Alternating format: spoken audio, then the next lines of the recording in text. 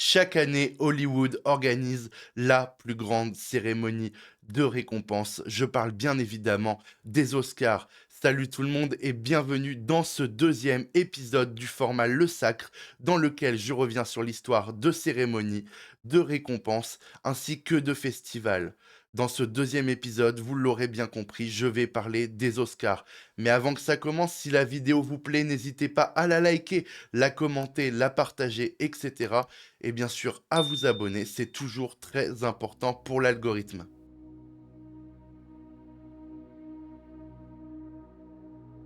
Chaque année, pendant quelques heures, Hollywood attire l'attention du monde entier. Les caméras s'allument, les stars défilent sur le tapis rouge et une petite statuette dorée devient le symbole ultime de la réussite au cinéma. Je parle bien évidemment des Oscars. Depuis près d'un siècle, cette cérémonie récompense les films, les acteurs et les réalisateurs qui ont marqué leur époque. Pour comprendre ce que représentent vraiment les Oscars aujourd'hui, il faut revenir à leur origine, à une époque où Hollywood est en train de devenir la capitale mondiale du cinéma. Pour comprendre la naissance des Oscars, il faut revenir dans le Hollywood des années 20. À cette époque, le cinéma est une industrie en pleine expansion. Les grands studios commencent à structurer l'ensemble du secteur. Ils produisent les films, contrôlent leur distribution et possèdent parfois même les salles dans lesquelles ils sont projetés. C'est ce qu'on appelle le studio system. Quelques grandes compagnies dominent alors l'industrie comme Paramount, Warner Bros, Fox ou la Metro-Goldwyn-Mayer. Les acteurs et les réalisateurs travaillent souvent sous contrat pour un studio, et les films sont produits à un rythme extrêmement rapide. Mais derrière cette réussite économique, Hollywood traverse aussi plusieurs crises d'image. Au début des années 1920, plusieurs scandales impliquant des stars du cinéma font la une de la presse. L'un des plus célèbres concerne l'acteur Roscoe Arbuckle, accusé dans une affaire criminelle très médiatisée. Même s'il sera finalement acquitté, l'affaire contribue à renforcer l'image d'une industrie jugée excessive ou scandaleuse. Dans le même temps, l'industrie doit aussi gérer des tensions internes. Les techniciens et les artistes commencent à revendiquer davantage de reconnaissance dans un système dominé par les grands studios. C'est dans ce contexte que le patron de la Metro-Goldwyn-Mayer, Louis B. Mayer, propose en 1927 la création d'une organisation capable de représenter l'ensemble de l'industrie. Cette organisation devient l'Academy of Motion Picture Arts and Science.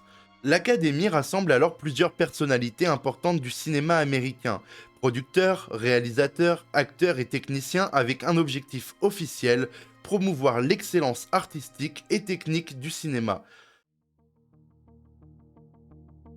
La première cérémonie des Oscars se tient le 16 mai 1929 à Los Angeles.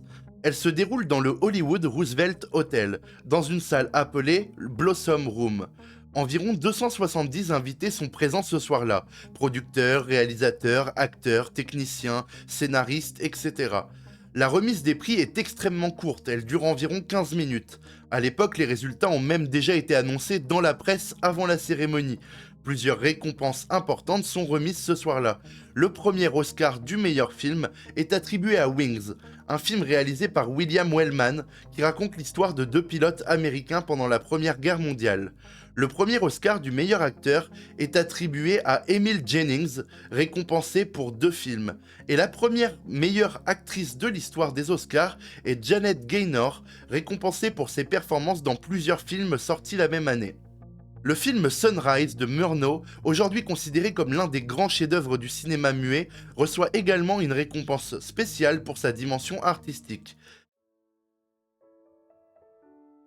À partir des années 30, les Oscars entrent dans une nouvelle phase de leur histoire.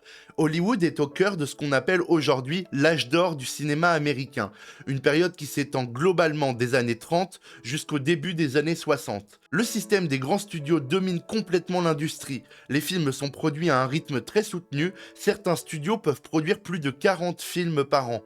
C'est aussi l'époque où se développe pleinement le star system. Les acteurs et actrices deviennent de véritables icônes internationales. Des figures comme Clark Gable, Humphrey Bogart, Ingrid Bergman deviennent célèbres dans le monde entier. Parmi les artistes marquants, de l'histoire des Oscars, Katharine Hepburn occupe une place particulière. Elle détient encore aujourd'hui le record du nombre d'Oscars remportés par une actrice, avec 4 Oscars de la meilleure actrice au cours de sa carrière. Un autre record appartient à Walt Disney, qui reste la personne la plus récompensée de l'histoire des Oscars. Au total, Disney a remporté 22 Oscars compétitifs au cours de sa carrière, notamment pour ses films d'animation et ses documentaires.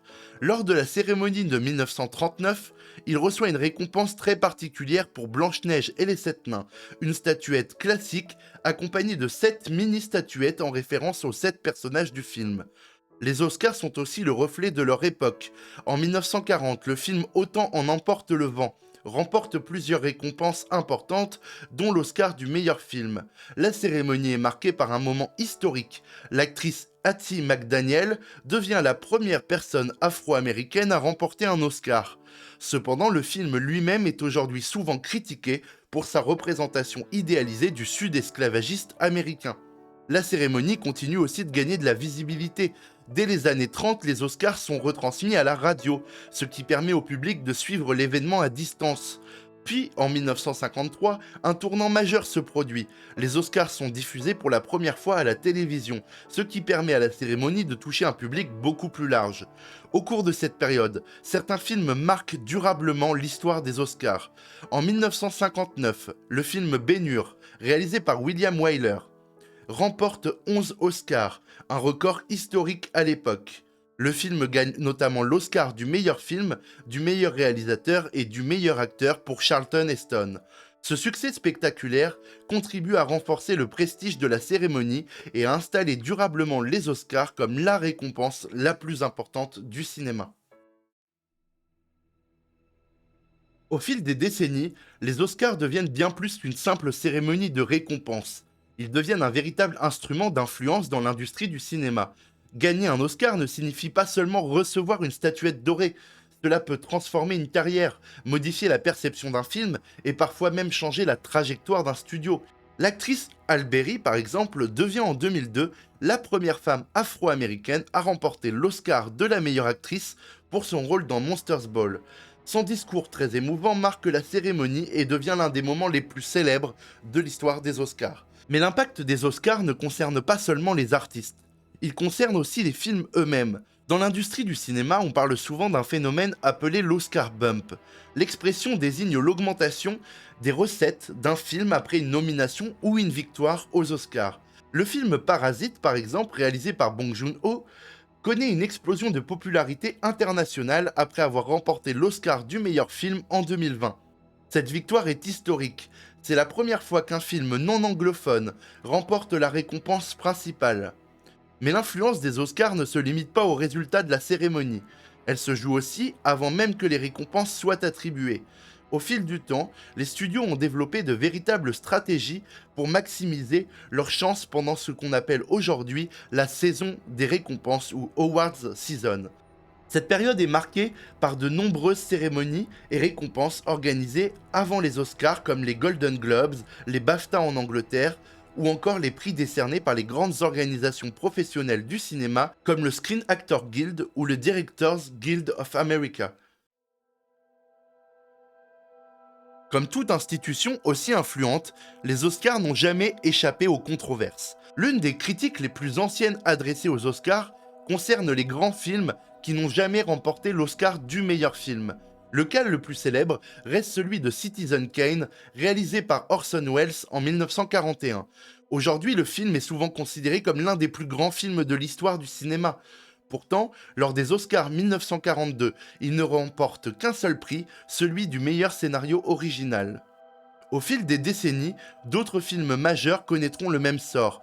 En 1977, Taxi Driver de Martin Scorsese perd l'Oscar du meilleur film face à Rocky. En 1980, Apocalypse Now de Francis Ford Coppola est battu par Kramer contre Kramer. Et en 1999, Il faut sauver le soldat Ryan réalisé par Steven Spielberg perd face à Shakespeare in Love, une décision qui reste encore aujourd'hui très débattue. La cérémonie a aussi été marquée par plusieurs moments politiques. L'un des plus célèbres se produit en 1973. Cette année-là, Marlon Brando remporte l'Oscar du meilleur acteur pour son rôle dans Le Parrain. Mais l'acteur refuse la récompense. À sa place, une militante amérindienne nommée Sachin Littlefeather monte sur scène et explique que Brando refuse l'Oscar pour protester contre la sous-représentation des Amérindiens dans le cinéma américain. La polémique explose véritablement en 2015 et 2016 lorsqu'aucun acteur noir n'est nommé dans les principales catégories. Sur les réseaux sociaux, un hashtag devient viral, Oscars So White. Face à la pression médiatique, l'Académie annonce en 2016 une réforme visant à diversifier davantage ses membres. Puis Hollywood est marqué par une crise encore plus profonde.